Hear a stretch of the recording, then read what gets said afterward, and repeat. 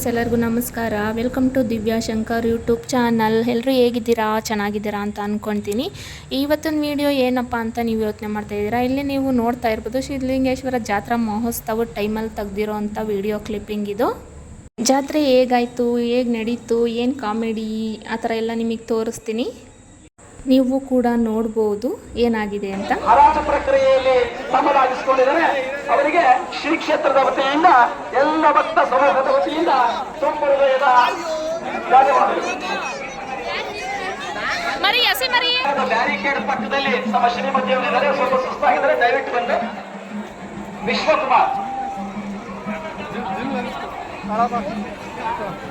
ನಿಮ್ಮೂರ ಹಬ್ಬ ಅಲ್ವಾ, ಏನಿವತ್ತು ಏನು ಅನ್ನಿಸ್ತಾ ಇದೆ ನಿಮಗೆ?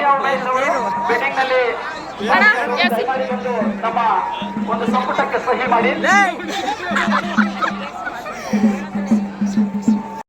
ಎಲ್ಲರೂ ತೇರಿಗೆ ಬಾಳೆಹಣ್ಣು ಎಸೆದ ಮೇಲೆ ನಾವು ಎಸಿದಲ್ಲಿ ಇರೋಕ್ಕಾಗುತ್ತಾ? ನಾವು ಎಸಿಲೇಬೇಕು ಅಂತ ಎಸಿದ್ವಿ, ಆದರೆ ತುಂಬ ದೂರ ಹೋಗಲಿಲ್ಲ. ಅದು ಏನು ಮಾಡೋದು, ಎಷ್ಟು ದೂರ ಆಗುತ್ತೆ ಅಷ್ಟು ದೂರ ಮಾತ್ರ ಎಸಿದ್ವಿ. ಇವ್ರು ನೋಡಿ ನಮ್ಮ ಮನೆಯವ್ರ ಫ್ರೆಂಡು, ಅವರು ಬಾವುಟಕ್ಕೆ ಹೊಡೆಯೋಣ ಅಂತ ಟ್ರೈ ಮಾಡ್ತಾ ಇದ್ದಾರೆ, ಆದರೆ ಯಾರ ಕೈಲೂ ಆಗಲಿಲ್ಲ ಹೊಡೆಯೋದಕ್ಕೆ.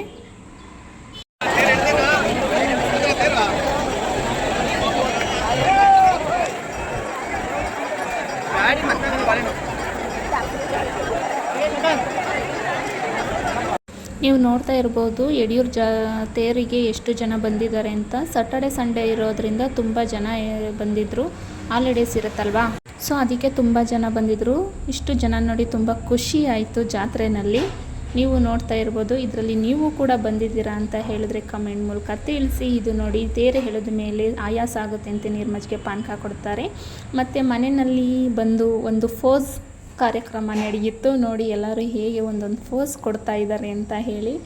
ಯಾರು ಫೋಸ್ ಇಷ್ಟ ಆಯಿತು ಅಂತ ನಿಮಗೆ ಕಮೆಂಟ್ ಮೂಲಕ ತಿಳಿಸಿ. ಹೇಗಿದೆ ನೋಡಿ ಫೋಸ್. ನೀವು ಕೂಡ ಈ ಥರ ಎಲ್ಲ ಕಾಮಿಡಿ ಮಾಡ್ತೀರಾ ಅಂದರೆ ಕಮೆಂಟ್ ಮಾಡಿ ತಿಳಿಸಿ. ಇದನ್ನು ನೈಟು ನಾವು ತೇರು ಎಳ್ದು ನೈಟ್ ಇರುತ್ತಲ್ವ, ಆ ಟೈಮಲ್ಲಿ ಹೋದು ಎಷ್ಟೊಂದು ಫಂಕ್ಷನ್ ಇತ್ತು.